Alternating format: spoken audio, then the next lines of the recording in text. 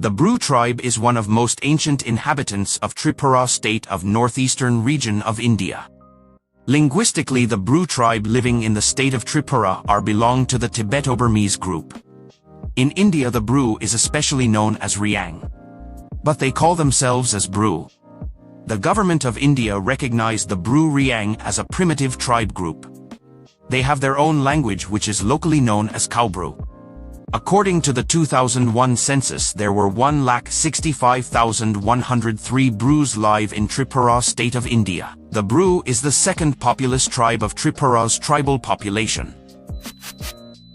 Hello, friends, welcome back to Apeto Brain Booster YouTube channel. My name is Apeto.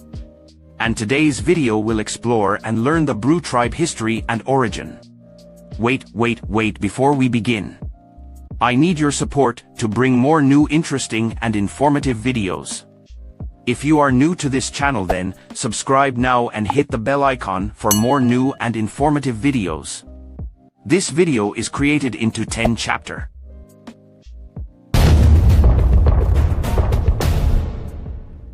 Chapter 1.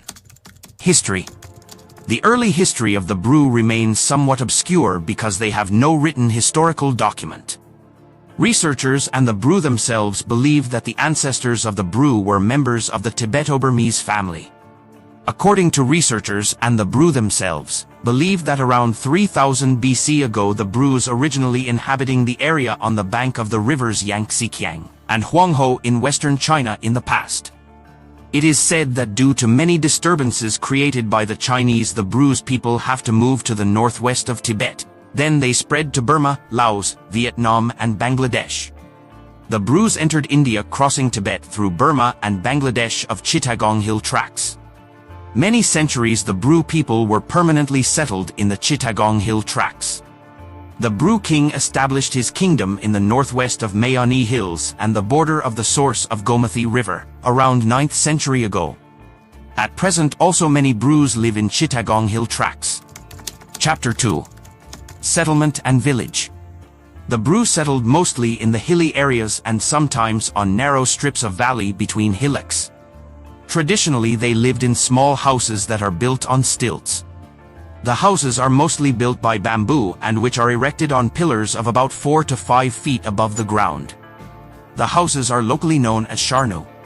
They live in a group of families of 20 to 30. Each settlement is known as para, which is named after the head of the village, which is locally known as Rai. Nowadays Rai is Chowdhury. Traditionally their house is simple, which has 3 parts, viz. Sangsi, Nukchar and Nugu. Chapter 3. Economy, occupation and craft works. The main occupation of the Bru is mutual/and-burn agriculture known as jum cultivation, which is locally called as hook.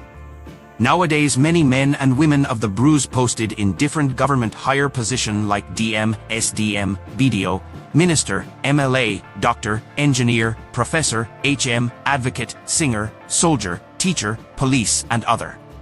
But economically and educationally most of the Brus are backwards than other tribes of Tripura state of India. The main staple of their diet is rice. The main crops grown by the Bru are paddy, chili, sesame, maize, turmeric, ginger, bean, gourd, cucumber, snake gourd, pumpkin, cotton, lady's finger, bitter gourd and many kinds of vegetables.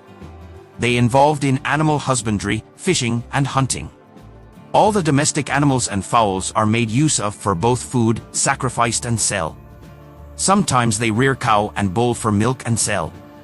They are also involved in various craft works which include basket making, straw mats, hookah, grain storage basket, clang, hand fan, chapa, chakhukhak, baling, toilanga, laku, bokhau, tokhak, makam, choka, choki, risham, rumo, chingpai, betra, thopong, dingi and slam etc. The Bru women are very much skillful for weaving clothes.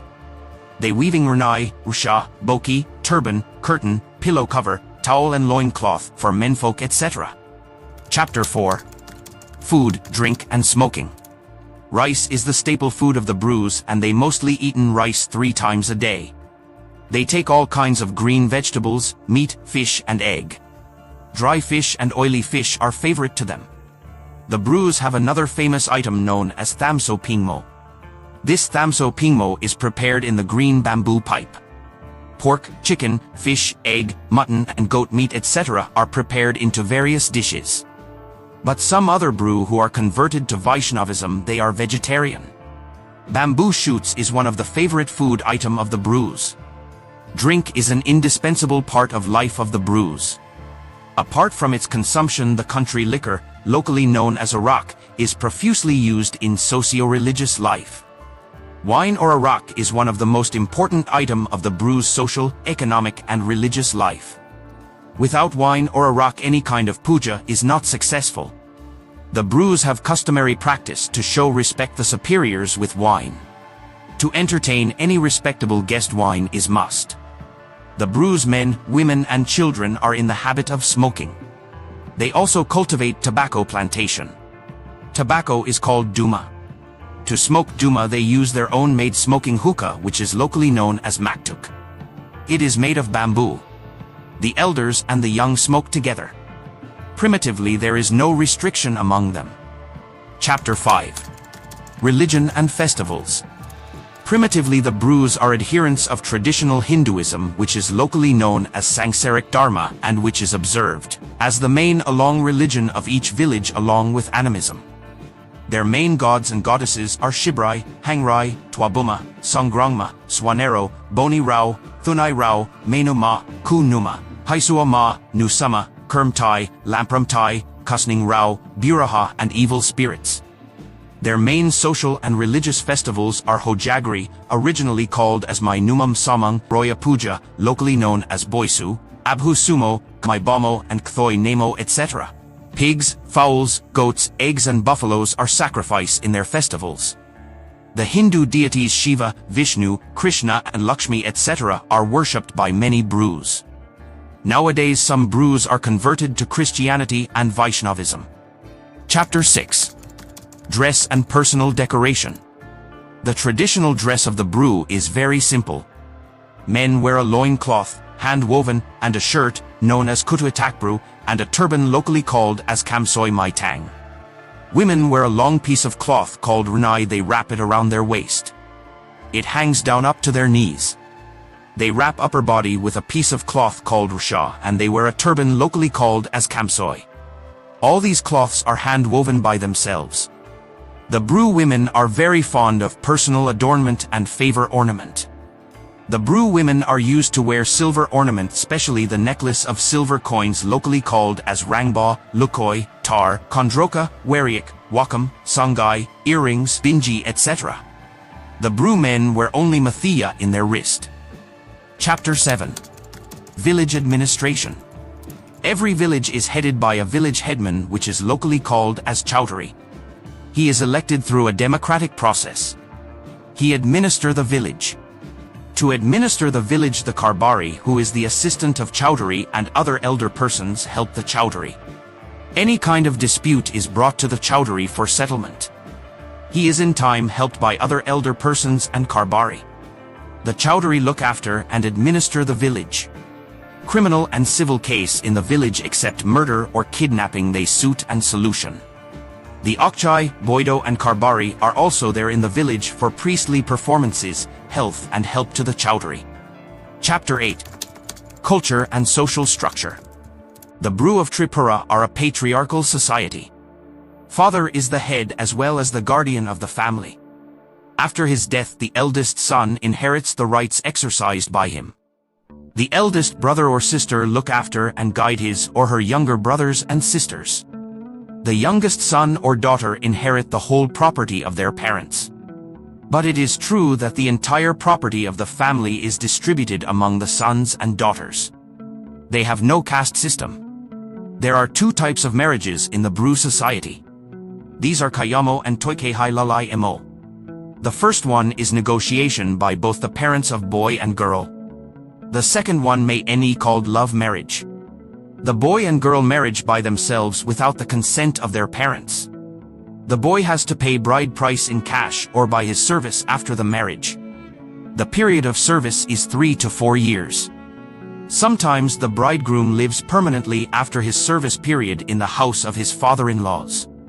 Child marriage is not allowed. Monogamy is practiced in their society. Widow and widower remarriage is permitted. Divorce is permitted by mutual consent. The Bru is divided into 13 clans or sub-tribes. These are Meska, Molsoy, Chorki, Rekchak, Msha, Chungpreng, Yakcho, Wairem, Nukam, Toimoy, Apito, Yakstam and Riang. Chapter 9. Music, Dance and Song. The Brus are very much loved for music and dancing. Dance is an integral part of Bru life. The Hojagri dance, originally called as Mainumam Saming, of Bru is famous all over the world. Other dance which is performed by them are Goroya dance, Delo dance, Medalm Saming, Hojagri dance, Pandam Saming, dance of rituals of death etc. They have several kinds of musical instruments of their own. These musical instruments are mostly made by themselves. Their musical instruments are drum, flute, sitar, chungpreng, violin, srenda and dongdu etc. With accompanied of musical instruments dance and songs are performed. Their voice is very sweet. They are so expert of modern style of singing and dancing. Chapter 10. Death Rituals. The Bru cremate the death body. The funeral rites is performed in 3 simple steps viz. Kastakimo, Maibomo, and Ktoinemo. Before being carried to the cremation ground the corpse is bathed and anointed with oil and finally wearing a new cloth. A white piece of cloth is needed to hoisting with a bamboo pole which is locally called as Pola Sungmo. Generally practice Pola is hoisting both men, women and child. A ponga is tied to the ears of the corpse. 3 coins are needed. 1 coin is for to keep in the forehead of the corpse and the other 2 coins are for to keep both side cheek of the corpse. Cooked rice and roasted fowl and a bottle of wine kept near the feet of the corpse with 2 birds made of bamboo splits named Bitasa, male, and Baitoma, female. The family members and the relatives carry the corpse to the burning place. Especially the death body is carried out from the house in the noon. The horku is kept beside the chest of the corpse. A smang nu is erect near the funeral place. After cremated the corpse the next morning the ashes or bones are collected and the ashes or bones are skeep in the smang nu. Then the Maibomo ritual is performed. It continued till the 7 days. After that the ashes or bones were brought from the smang nu to the Shirai nu. Then women sang Kosmang in chorus and danced circumambulating the Shirai nu. 7 times. Men formed a group which is called as Taka and the other side women formed a group called Tolling. Both the Taka and Tolling groups perform rituals dance. A woman from Tolling group bear the ashes or bones on her back and perform rituals dance. The Kthoi Okchai scattered the holy water on them who are attend in the Sharena with a type of leaf called Komflam Tom. At the village all members of Sandai and Hokshu and others sat together for a communal feast. With this feast the whole part of Ktoinemo come to an end and the death wife or husband is ritually accepted on free from death pollution. Some bruise the ashes or bones of the death immersed into the holy rivers. Especially the Brus of Tripura immerse the ashes or bones of the death into the Domber of the Gomathi river during the Push Sankranti.